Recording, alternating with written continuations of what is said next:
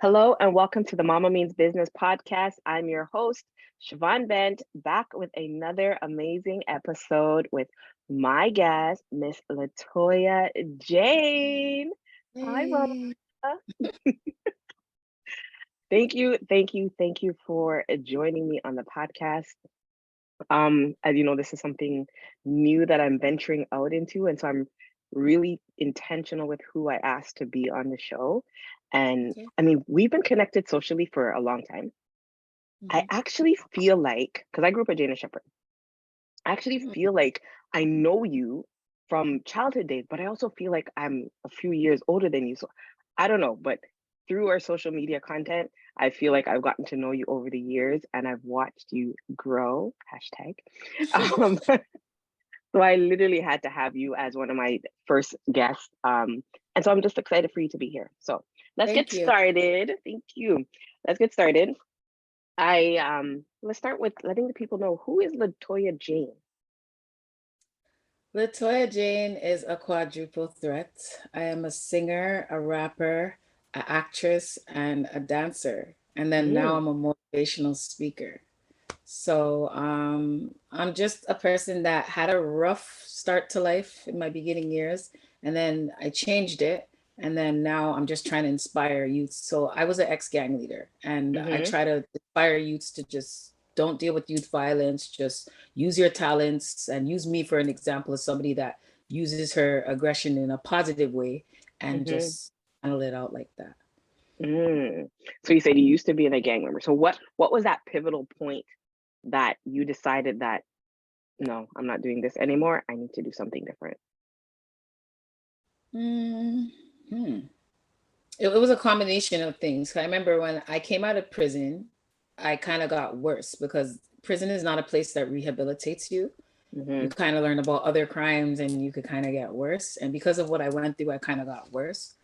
But when I came out, my best friend was murdered, and then my brother was shot 18 times after that. So I just got to the point, he survived, but I just got to the point where I was just so tired of always like in that being in that get back mentality that I just said, you know what, something has to change. And then mm-hmm, my friend from church came and he's like, Toya, you should go back to church because you always talk about it. So why don't you just go back to church and just go to college like what you said you want to do?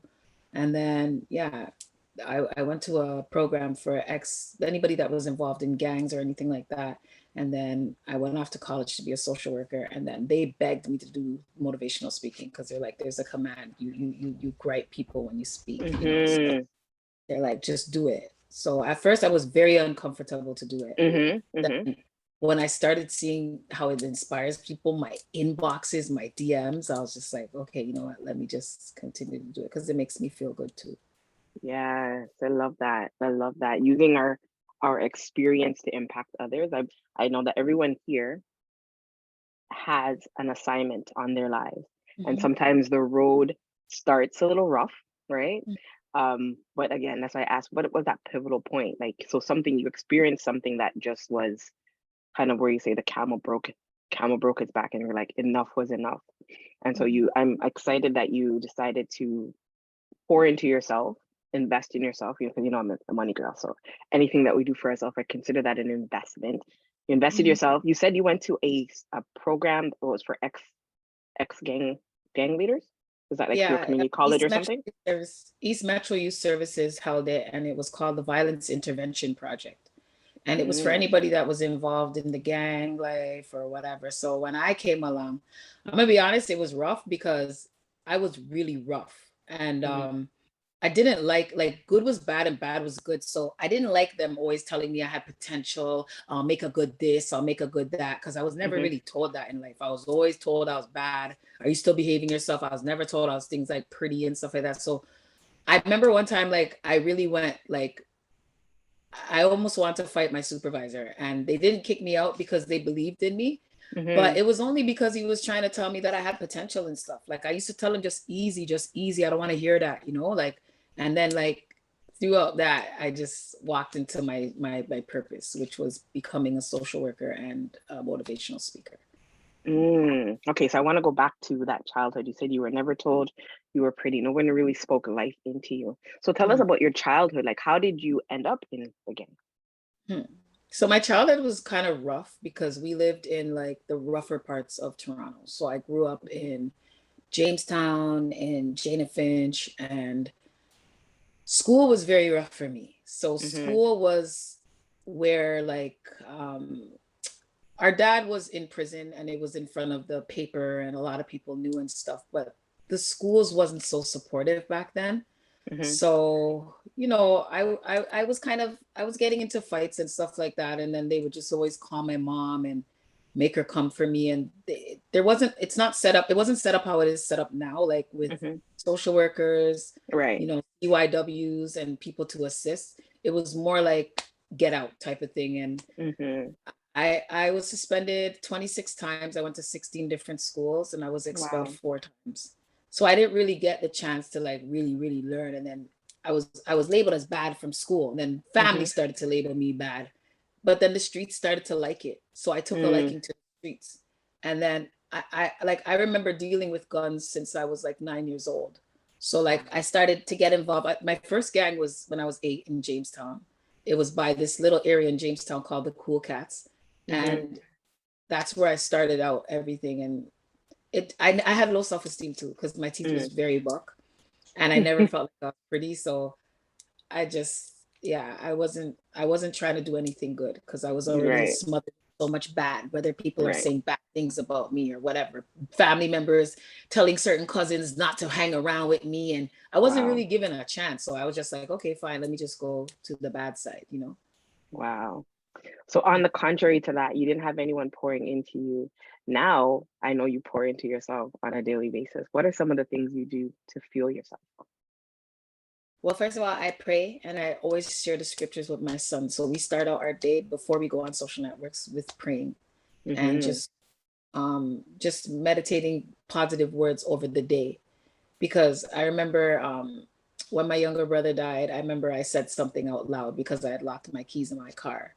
And I Mm-hmm. said, today's gonna be a bad day.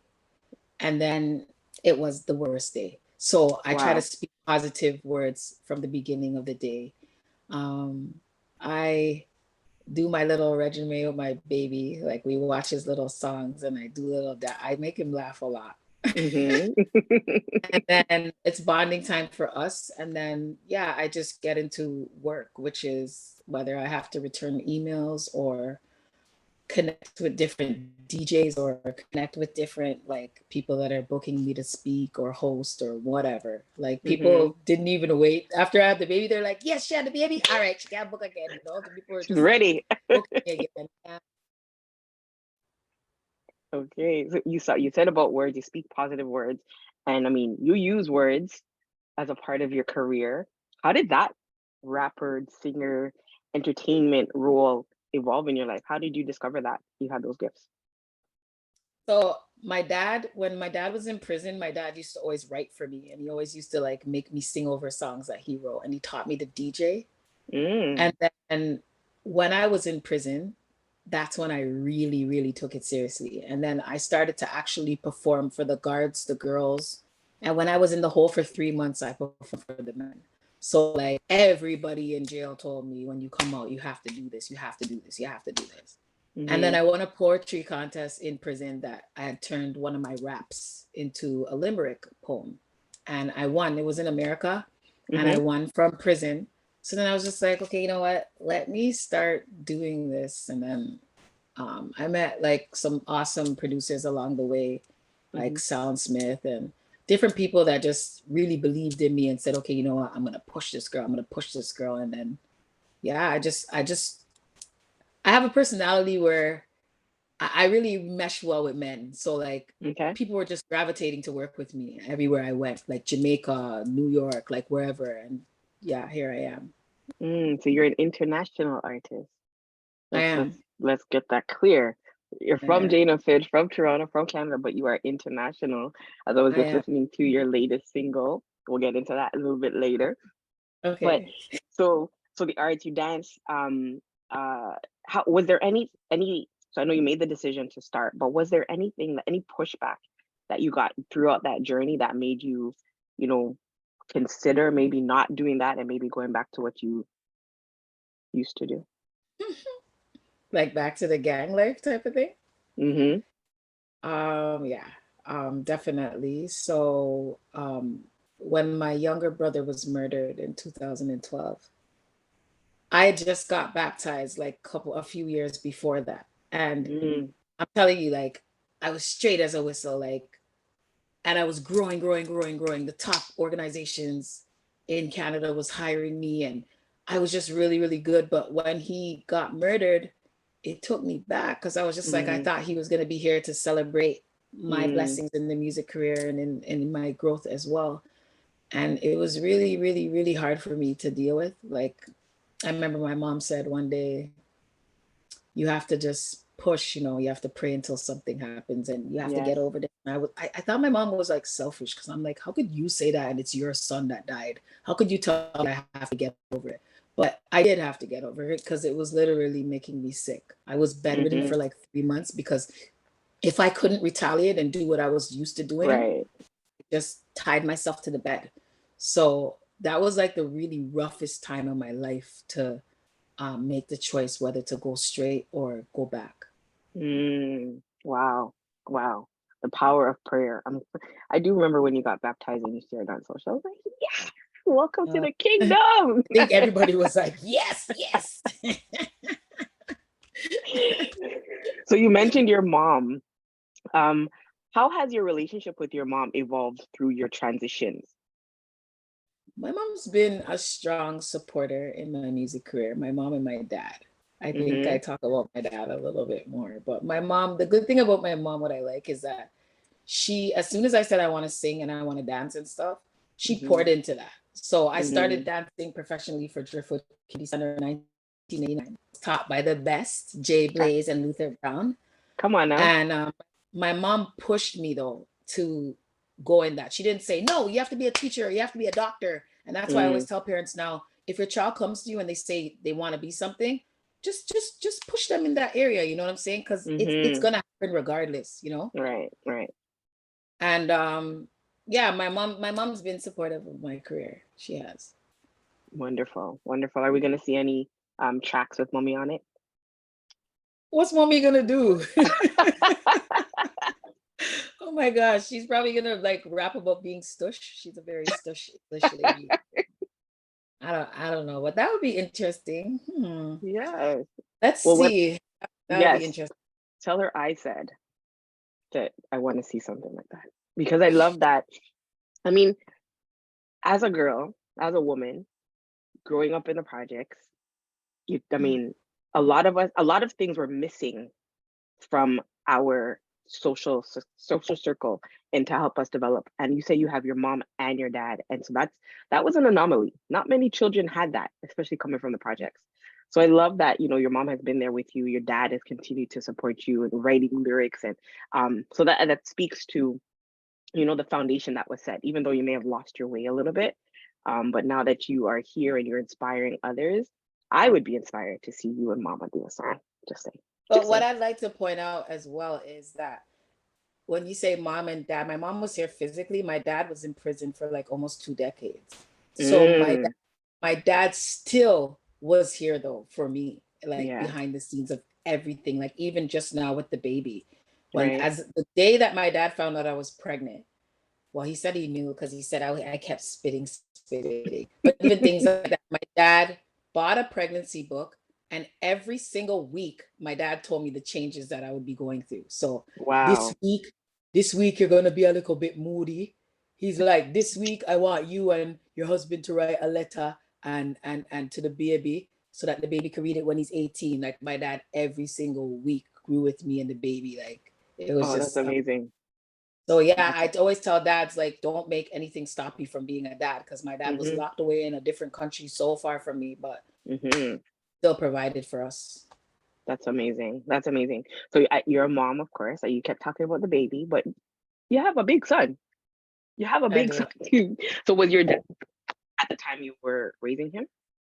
Pardon me? Was your dad around when you were raising your older son? Nope. But I'll tell you this, as soon as my dad found out I was pregnant with him, he sent the money right away from his canteen to buy my son's crib. And my dad has minded my son throughout everything to do with that too. So that's Beautiful. what I'm saying. Like my dad was always involved in my life and growing up my children's lives. That's amazing. That's a blessing. That is definitely a blessing. I love that. And so talking about your children, um, any of them, well, the baby's the baby, but has your Mhm. son, like, has he taken any initiative to follow in your footsteps and maybe doing your music or doing anything in the arts or anything like that? So I was kind of considered a strict mom because like I always kept my son close to me. Mm-hmm. Like so I went to church, he went to church. I worked at housing, I got him a job in housing. But Mm, then in my music career, I hired him to be my photographer so I could keep okay. it too. And then yeah, he did social work for a bit and then he did my photography for a bit, but he's into construction Okay. and he's not really about like he's very shy. And Ah, my son okay. is very handsome too, so he should be modeling too. And I was trying to get him into it, and he's just like, no. So he's like kind of the opposite of me. I have no Mm. chill sometimes with my mouth, and he's nothing like that. He's just Mm. like it. I always tell him he's God's son. He's not my son because he's too good to be my son. Oh, no. You were handpicked for him. You were handpicked. Trust me on that. I know, but he doesn't act like sometimes like I could be silly and stuff like that. Like the baby has those traits of mine right now. And I look at my mom and I'm like, how did my mom deal with it? Now I understand what she went through because I'm so silly. I've always been a silly person. But now I see it in my baby and it's just like, oh, sometimes it irritates me because he's so silly sometimes. That's amazing. So tell me a little bit about the motivational speaking. Do you speak to particular audiences? Do you like what do you how does that look like in So terms of I speak to youth mainly. I okay. speak in schools, I speak in churches, and I speak in schools all around the world. So mostly in Canada and Jamaica. Okay. And I recently started speaking to adults as well. I was always kind of like timid, like scared to speak in front of Christian women because I just felt like they're probably not going to understand me. Mm-hmm. But that's false because last year when I was pregnant with my big belly, I spoke on Mother's Day to a bunch of Christian women. Mm-hmm. And I was so shocked with how they received me. Like they came up to me after, they were like, this was so good. Like, then some of them said, I'm stronger than this one lady. She said her son had gotten murdered, and she said that I'm stronger for her and than her. And I said, Wow. how? And she said, because I changed my life. So that really Wow. inspired me and it made me feel like, okay, I could speak to them now. I just felt like, they might be judgmental to like when I stand up and sit before them and say, I go to church, I'm God fearing. And because of my tattoos and stuff from my former gang life and stuff, it's like, I felt that they were going to judge me. And because I'm kind of loud, you know what I mean? Like in terms of Mm-hmm. everything, my henna, my nails, my hairstyles. But they're just like, no. And then my Pastor Judith, James, I love her so much. Mm-hmm. She's not judgmental. So I guess anything that comes with her is not going to be judgmental. For So sure. yeah, I want to go in that path now where I want to speak to mothers and grandmothers and other Yes. caregivers because it's not just the youths, it's like the It's the households. whole ecosystem. Exactly. Yeah, Yeah. it's the whole entire and teachers. I speak to teachers, I speak to executive directors, I spoke to police. Like they hire me for different things sometimes because I'm a female ex-gangster as opposed to like so Yes. many male ex-gangsters. Right. So Right. So what would you say is the greatest um impact that you speaking to other people and seeing, the impact that your words, your speech, your story is making on your audience? Like how has that helped you to move to your next levels? Mm, one time when I was speaking at a training for youth for summer jobs, a youth called me to the back. Mhm. Usually youth call me and they'll say, can I have your social networks? I want to talk to you about something or whatever, and I'll give it to them. But he had his eyes watered and he started to tell me that the part about my dad that I spoke about touched him because his dad has never been there for him. And Wow. my dad's been there for me from prison. And then he kept peeping around, and then he asked me to open my hands, and I did that. And he gave me a bag of bullets. And he said that he had just thrown his gun away the day before, but he was still Wow. holding on to the bullets because he didn't know if he still wanted to leave or if he wanted to stay. And I was just appalled. I was just like, wow, I'm that impacting. I didn't think it was anything, like what I was Right. saying. It's just so natural for me to come and speak my story. And I had to actually meet with my mentor, and I had to actually meet with an officer, not to give his information or anything like that, just to actually know how to go about situations like that when that will be happening, like when people will give Mm-hmm. me or whatever. Where can I use as a safe haven? And Right. they explained that I could use my church, I could whatever, like, because I'm not gonna lie, I was proud. I was like, is this Yeah. up? Like, oh yeah, give me bullets. What you want me to do it What am this? I supposed to do with this right now, sir?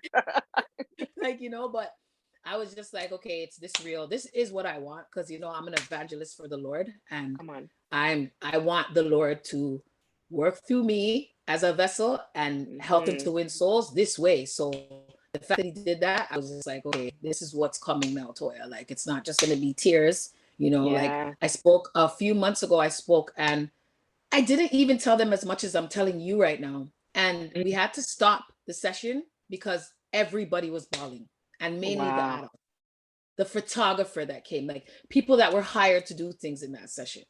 So, like, it's a good thing because I could impact that way. And that's what Yes. I want to do. It's not for clout, it's not Yes. for money, it's not for anything like that. It's just because God is using me to Yes. do this, which I never used to understand, Shaban. I Yep. used to cry. I used to ask him why. I always used to cry to him, why? Mm. But now he tells this is all why. You know what I'm saying? So And gain the then understanding.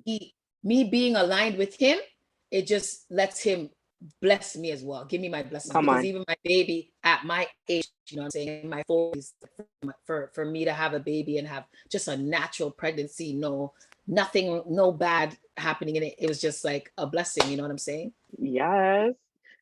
As you said, 25 years later, like what? Yeah, yeah. And Get midwives are it, like, "Are girl. you dumb, girl? Are you dumb?" Like, Get it, girl. yeah. Mateo said to me over the weekend, "Mommy, I want assembly." I'm like, "What? Like, what a celebrity? Like, what do you mean? What Fine, is because you that?" never know. You never Yeah. know.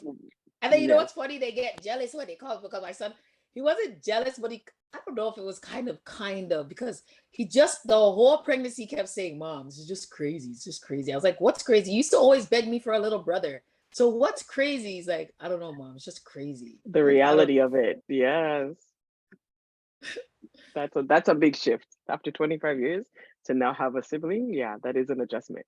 That's one thing Mateo's like, I'll be okay sharing my toys. I'm not so sure about that, but yeah, we can get you some more toys to occupy your time. How about that?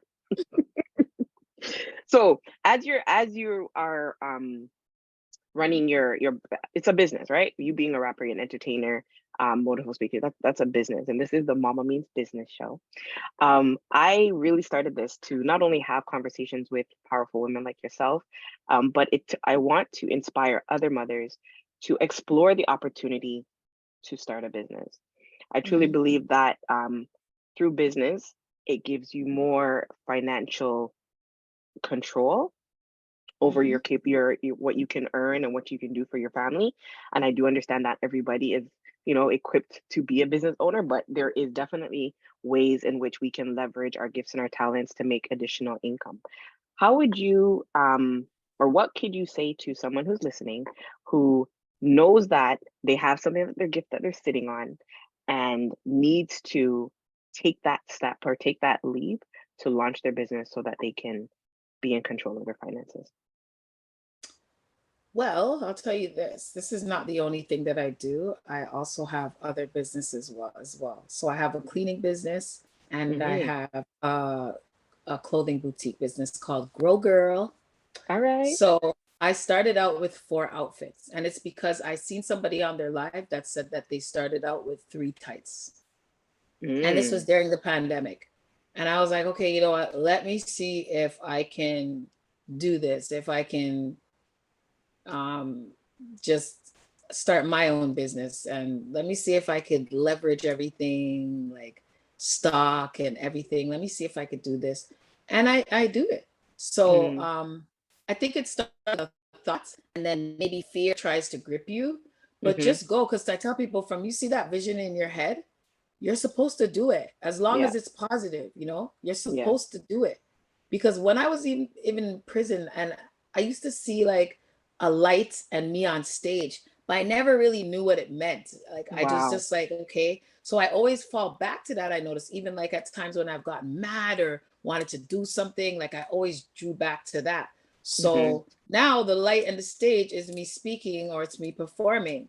And Right. then now also me doing the Grow Girl boutique and the cleaning services. It's like, I think we just got to push ourselves more, because the thing about women, what I tell them is, okay, you know what hairstyle you're getting on Saturday? Are you going to the Mm-hmm. hairdresser? Yeah.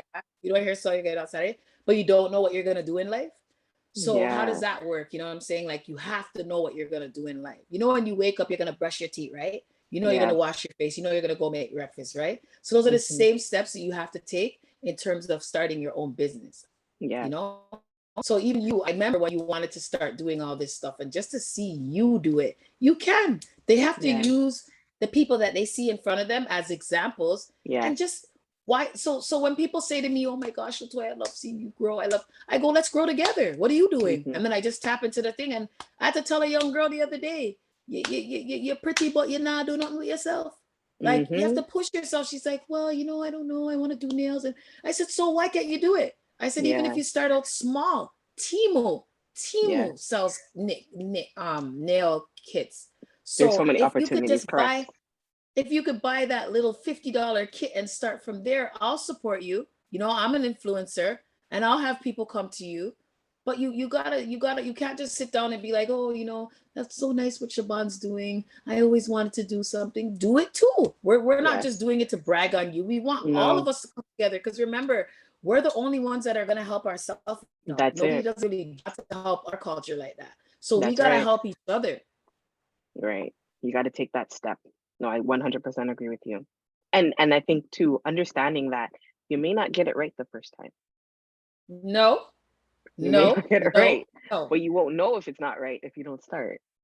Listen, it's part of the process. I was Yeah. burned. I counted yesterday. I was burned 7 times in this music Wow. industry, and it wasn't for little amounts of money. And Mm-hmm. at one point, I'll tell you, this lady, it's always the people that you would never expect, but it's part of Mm-hmm. the process, because Right. you can't go strangle them after. You can't go choke them. You have to just take it and know that it's going to make you smarter too, because Right.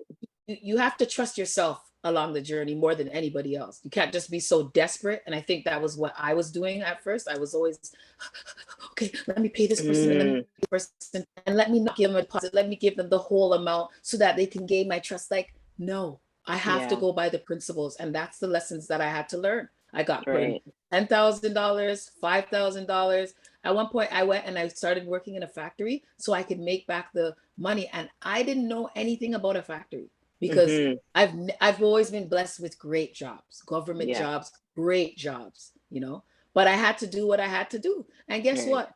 All of them in the factory, I worked mainly with Indian people. They all became my audience. I used to have to sing for them when we're chopping up the vegetables them. So it's just, you know, you live and you learn, and there's a Right. skill in everything that you do. So you have to just apply it. You can't just sit down right now and watch us Yeah. and be like, you know, I always wanted to do something, and then because that's fear. Just have faith and just do it. This is it. And I don't know why this I don't usually talk about mortgages here, but even just like with the housing market, I find that there's so many conversations that I have that people want to take that step and purchase home. But because of things that they see, they hear, and I'm just like, you have to be in control of your financial health. Like you have to make that decision for you, right? So let's figure out what works for you so that you can acquire the things that you desire, right? Taking that chance on yourself based off of somebody else's opinion, they don't go hand in hand. You got to do it for you. So thank It's you for that. fear, and Hmm. it's about having discipline too. And even in that, like it took a lot of discipline for me to get to where I am now. Because in order to be focused, you have to be disciplined. Yeah. It's not about the bag of friends. It's not about going and being everywhere and so accessible. And people would probably associate it to loneliness, but it's not. You gain so much. You gain peace. You know, Yes. it costs a lot for peace, and I never used to have peace in my life. I always had like ruckus and stuff, and I experience peace now, you know what I mean? And I've gained things that I always wanted in life, you know what I'm saying? I always wanted to Mm-hmm. also, I always wanted to live in a nice area. I always wanted a husband. I always wanted another baby. So like Mm-hmm. I gained all of those things now, just aligning myself like that. That's amazing. Love that. Love that. Love that. So you said you have other businesses. So where can people find um LaToya Jane's products, services, if they wanted to hire you for a speaking engagement? Where can they locate you? LaToya Jane Music is my Instagram, and I'm on Twitter, LaToya Jane. I'm Mm-hmm. on Facebook, LaToya Jane, and LaToya Jane is just everywhere. Apple Music, Spotify, anywhere you Mm-hmm. YouTube. Yes, yes, yes. Oh, I forgot one question. What's next for LaToya Jane? Lord. So I'm working on extending my documentary because I put out my documentary and in 3 days I gained over 5,000 views, and a lot Nice. of people took interest in it and just gave me a lot of advice of like how to just improve it a little bit because it's really, really strong. It's talking Mm-hmm. about how I changed and it's showing actual visuals. Some of the Mm-hmm. people in there is dead now, like it broke down generational curses because at one scene I have my grandmother, my mom speaking, and I'm not sure if you see my grandmother, but she has dementia right now. But Mm-hmm. then she was able to speak and break down some things. So I'm working on that. I'm going to write a book because I feel like people need Yes. to know. There's still a lot more that people don't know, and I feel like I'll only tell in my book. I always wanted a movie to be done on me because I always said if I have a movie done on me, I'll show everything. Because Mm-hmm. people always want to know more to me. And it's like, because as much as I tell, I'm still kind of private. And For sure. I was like, okay, fine. Like I'll write a book, you know, and I'll hopefully do a movie. Um, and yeah, that's the plans for now. And I'm going on tour. I'll be going on tour soon, but I'll announce that soon. And yeah, just gonna still speak anywhere I go and Mm-hmm. motivate people and do good music for people. Love it. Love it. Yes, good music. Your latest single, was it Rude Boy Love? Rude Boy Yes, Love. girl. Boy Love With who? With who? with Sean Kingston. Yes, I girl. How did love you like it. it? I loved it because I'm Oh, I'm I'm a reformed dancehall head, right?